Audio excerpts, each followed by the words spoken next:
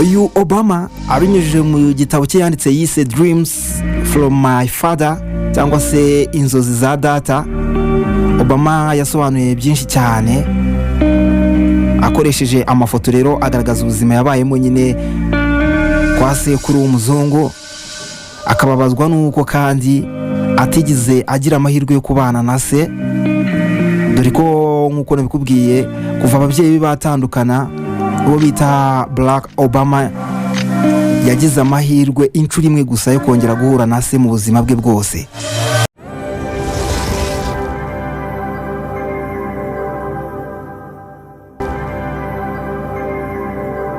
gira munamenye amateka ye. Uyu rero ni umwe mu bagabo nyine bakoze ibikomeye, ariko nanone tugiye kuba tumwumva mu gace twise amateka y'icyamamare.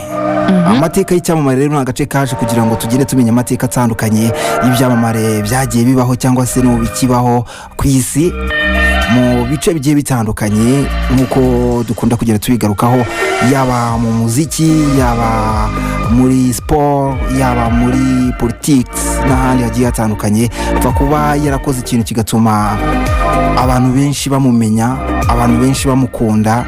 Icyo gihe kugira ngo tugende tukubwira amateka y'icyamamare, cyane ko kiba cyaramamaye nyine tube dusanzwe tukizi, hari byinshi tuba tugomba kugenda tumenya kuri icyo cyamamare. Rero kuri uyu munsi twagwitiyemo nyine nk'uko twabikubwiye Barack Obama. Uyu yabaye perezida wa Leta Zunze Ubumwe za Amerika, ariko ushobora kuba umwibazaho byiza.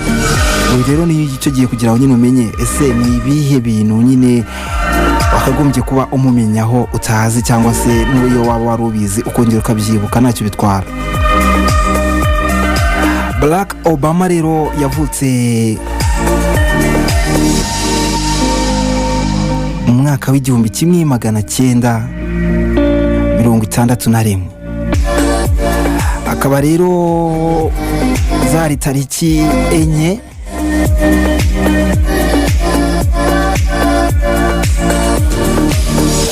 z'ukwa munani, nk'uko nari nabikubwiye, mu 1961.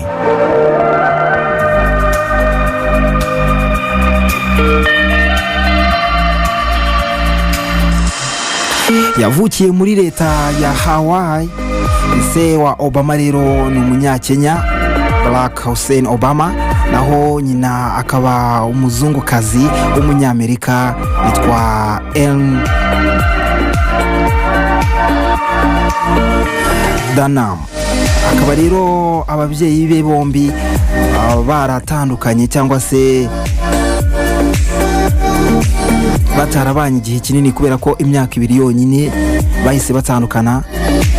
Aba babyeyi be rero kandi bari barahuriye ku ishuri aho bigaga muri East West Center, muri kaminuza n'ubundi yo muri Hawaii, ari naho n'ubundi uyu Obama yaje kubavukira nyine n'ubundi muri iyi leta. Ese rero wa Obama akaba yari yaraje n'ubundi muri Leta Zunze Ubumwe za Amerika kwiga, ariko ari igihugu cye cya Kenya kimwohereje. Nk'uko nari mbikubwiye, batandukanye batamaranye igihe kinini, ku myaka 2 gusa. Se wa Obama rero yaje gukomeza ku kindi kigo aho yaragiye kwiga PhD mu ishuri rero rya Harvard, akaba ari ishuri rizwi cyane ku isi. Hanyuma rero asoje kwiga yaje kuhita asubira mu gihugu cye cyari cyamwohereje, n'ubundi birumvikana ni muri Kenya. Nyina nawe rero yaje gushyingiranwa n'umunyendonesiya bamwita Lolo, akaba rero baranabyaranye undi mwana w'umukobwa. Umuryango wa Obama rero waje kwimukira ahitwa Jakarta, akaba ari muri Indonesia n'ubundi. Obama rero ni naho yaje kuba yiga amashuri ye afite imyaka 6 kugeza ku myaka 10, yari ari muri iki gihugu cya Indonesia.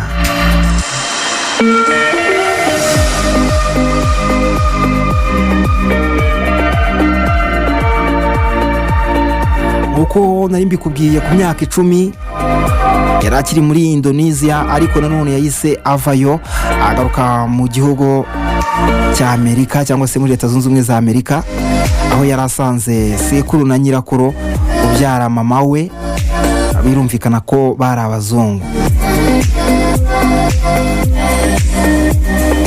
Ise rero yaje kwitaba Imana azize impanuka y'imodoka. Icyo gihe Obama yari afite imyaka 21 y'amavuko. Hanyuma nanone nyina yaje nawe kwicwa na kanseri mu mwaka w'1995. Uyu Obama abinyujije mu gitabo cye yanditse yise Dreams from My Father cyangwa se inzozi za data, Obama yasobanuye byinshi cyane akoresheje amafoto rero agaragaza ubuzima yabayemo nyine kwa sekuru w'umuzungu, akababazwa nuko kandi atigeze agira amahirwe yo kubana na se, dore ko nkuko nabikubwiye kuva ababyeyi batandukana uwo bita Barack Obama yagize amahirwe inshuro imwe gusa yo kongera guhura na se mu buzima bwe bwose.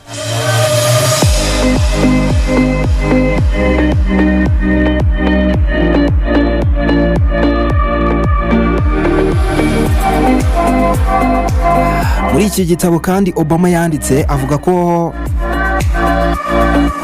bwana bwe akoresheje aya magambo, aravuga ati akuba data yari umukara nka kaburimbo, mama akaba umweru nk'urubura, nta mwanya munini nigeze mbiha mu buzima bwanjye. Aya magambo rero abantu benshi cyane bagiye bayagarukaho kuko arimo ubwenge bwinshi cyane.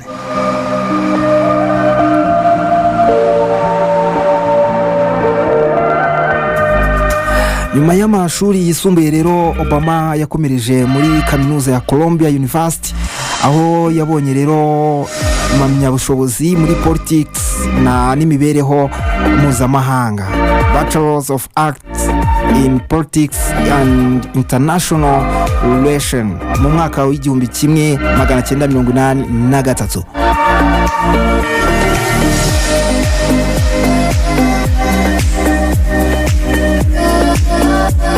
Amaze gusoza amasomo ye yakoze umwaka umwe muri Business International Corporation, hanyuma mu mwaka w'1985 yimukira Chicago, aho yayoboye rero umushinga wo guteza imbere abakene bo muri ako gace.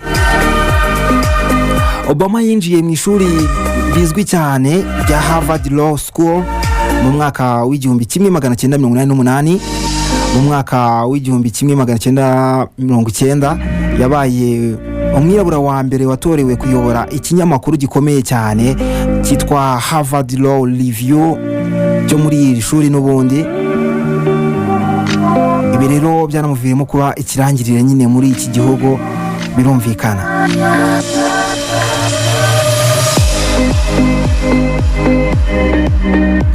Mu mpeshyi rero cyangwa se mu mwaka w'1989 igihe Obama yakoraga muri sosiyete y'amategeko yitwa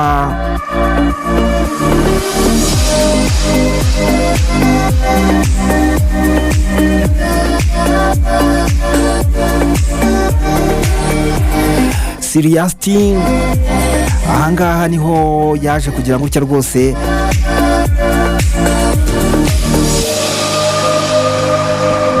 ahahurira n'umukobwa wunganiraga abandi mu nkiko cyangwa se avoka witwa Michelle Robinson.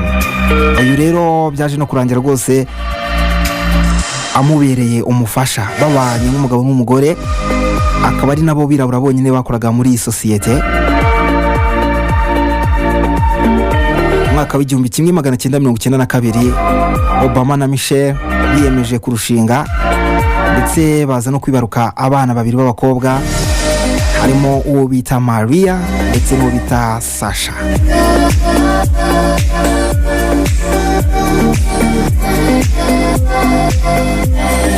Igikundiro cy'umwe mu bagabo rwose bayoboye Leta Zunze Ubumwe za Amerika kivahe cyangwa se ni iki gituma abantu bamukunda? Obama rero abantu benshi bamukundira ukuntu azi kuvuga ibyo amatwi yawe akeneye kumva. Ibi rero yigaragaje cyane mu matora ya 2004 ubwo yahamagariraga rero abanyamerika bose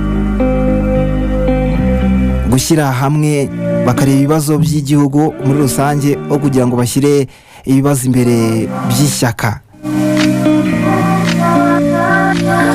Aha rero ni naho yaboneye kuvuga ati rwose amvuka kuri papa w'umwirabura ngira na mama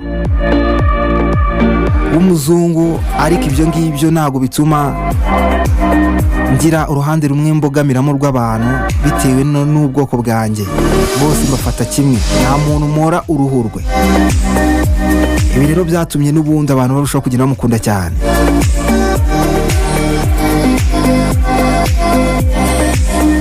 Ikindi rero gituma cyangwa se cyatumye uwo bita Obama akundwa cyane ni ukwicisha bugufi agira, cyane ko yagiye akora akazi gaciriritse ugereranyije n'akazi yakagombye kuba yarakoze, yaza kuba akurikiye amafaranga cyane, agahitamo kujya gukora akazi gafasha abakene n'abatishoboye, kandi nyamara yakagombye kuba akora akandi kazi agahembwa amafaranga menshi cyane.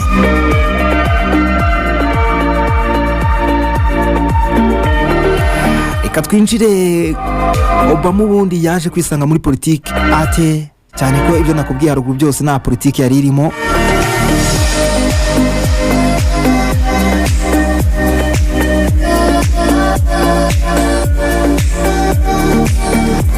Mu mwaka w'1996 Obama yatorewe kuba bwa mbere muri leta ya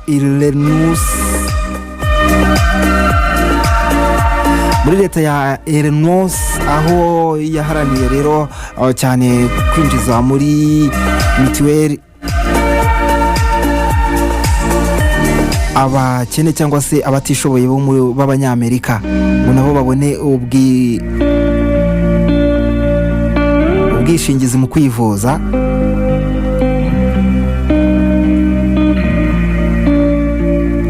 Ibi rero bakaba baramutoreye n'ubundi nyine muri Illinois. Hanyuma mu mwaka wa 2000 yagerageje kwitoza kugira ngo ahagararire n'ubundi leta ya Illinois ngo ayibere ubahagarariye mu ishyaka rye abarizwamo y'abademokarate mu rwego rw'igihugu, ariko aza gutsindwa, agira amajwi 30%.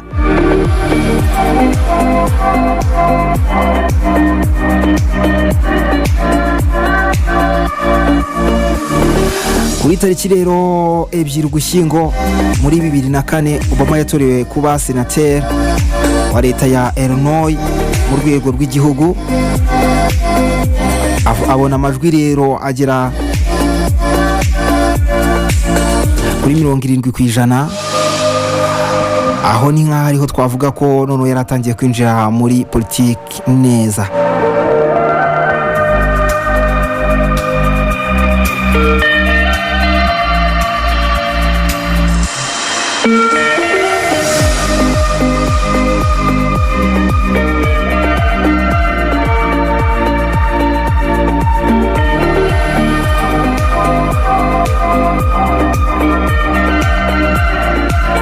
Kuri tariki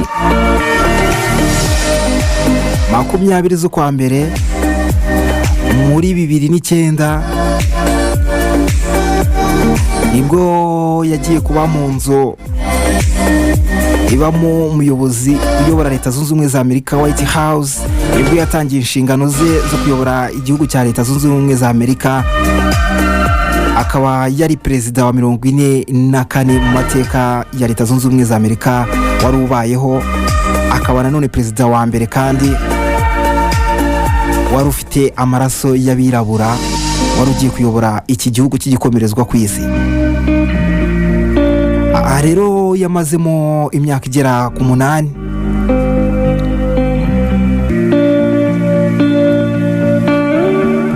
Kuko yaje gutorerwa manda zigeze kuri 2, nkuko nari mbikubwiye yatangiye kuyobora ku itariki 20 z'ukwa mbere 2009, asoza rero kuri itariki 20 z'ukwa mbere 2017.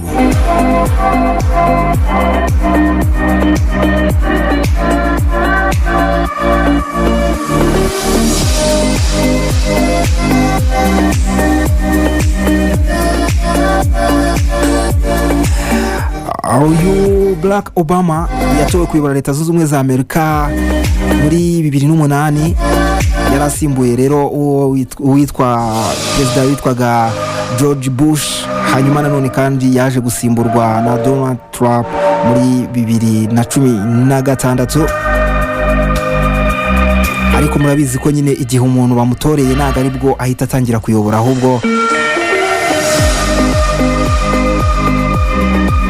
aratagereza akaza kurahira mu wundi mwaka ukurikiraho.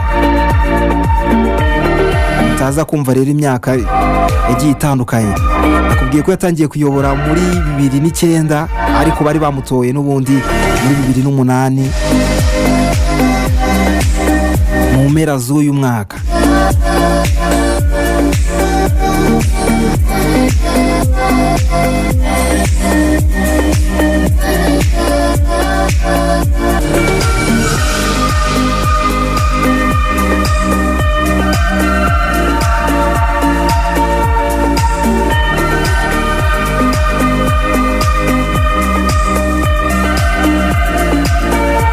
ikindi wamenye rero kuri perezida wayoboye leta zunze ubumwe za Amerika Barack Obama, akaba kuri ubu ngubu abarirwa akayabo k'amadolari miliyoni 70.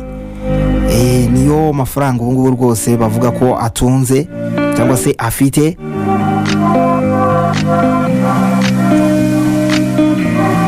abyumvishe ko kandi afite umugore we yitwa Michelle Obama, akagira n'abana be 2 b'abakobwa, arimo Maria ndetse n'uwo bita Sasha. reka nizere ko rero wabashije kugenda usobanukirwa byinshi cyane ku byo utaruzi kuri Barack Obama wayoboye leta zunze ubumwe za Amerika, akaba perezida wa 44 mu mateka y'iki gihugu cy'igihangange ku isi. kugeza kuri ubu baracyariho. ubwo niba ushaka kumenya imyaka ufite,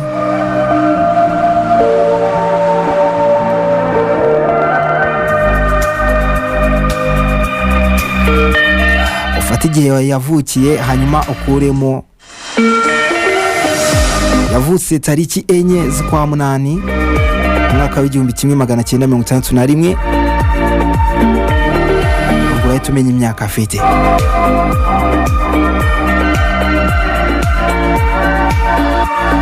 wakoze cyane gukomeza gukurikira radiyo Imanzi. nitwa Obedi Bizimana. Angel Vigira Mata nawe turacyari kumwe. ntuvaneho urushinge rwawe kubera ko ibyiza biracyari imbere. niba cyagucitse iki kiganiro, twibutse ko ushobora kugishanga kuri YouTube channel yacu yitwa Abasirimu TV. gerayo niba utarakora na subscribe yikore, kugira ngo ubashe kugenda umenya amateka y'ibyamamare bitandukanye, amateka y'ibihugu bitandukanye n'ibindi byinshi cyane, nk'ubusobanuro bw'amazina twagiye tubasobanurira n'ibindi bitandukanye. niba wifuza ko nawe rero twazagusobanurira cyangwa se twazakubwira amateka y'icyamamare runaka, ushobora kunyura kuri Instagram yanjye yanditsemo Obedi Bizimana, cyangwa ukanyura kuri 0780151971 0780151971, hanyuma ibintu bikagenda neza cyane.